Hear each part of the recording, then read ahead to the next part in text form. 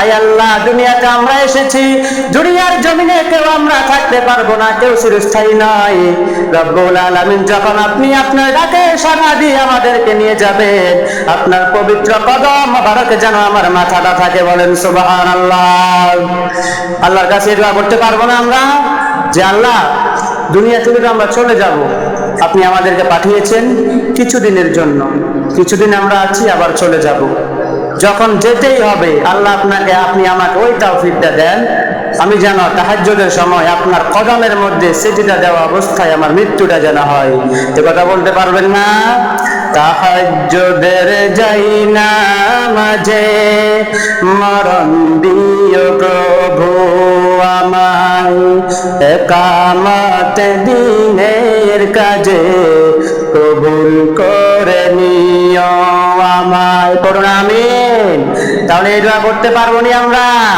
আবার রব্বুল আলামিন পবিত্র কোরআনে কারীমের মধ্যে বলেন, তাতাজাফা জুনুবুহুম আনিল মাদাজি'i ইয়াদউনা রাব্বাহুম খাওফান ওয়া তামাআন ওয়া মিম্মা রাযাকনাহুম ইউনফিকুন।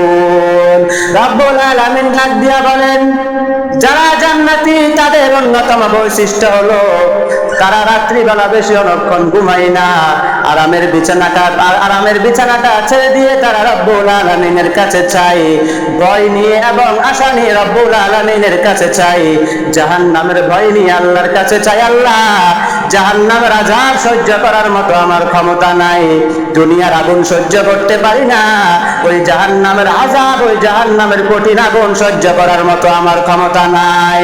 রব্বুল আলামিন, আপনি আমাদেরকে দুনিয়ার জমিনে সৃষ্টি করেছেন, রব্বুল আলামিন, আমি আপনার জন্য এত কিছু করি, এত নেক আমল করি, আবার কখনো শয়তানের ধোঁকায় পড়ে যাই, শয়তানের ধোঁকায় পড়ে গুনাহ করে ফেলেছি, আমি আল্লাহর কাছে আজকে তওবা করতেছিল, আল্লাহ আপনি আমার জীবনের গুনাহ সমূহ ক্ষমা করে দেন, আপনি আমাকে জান্নাতের মেহমান বানাইয়া দেন, পড়ুন আমিন।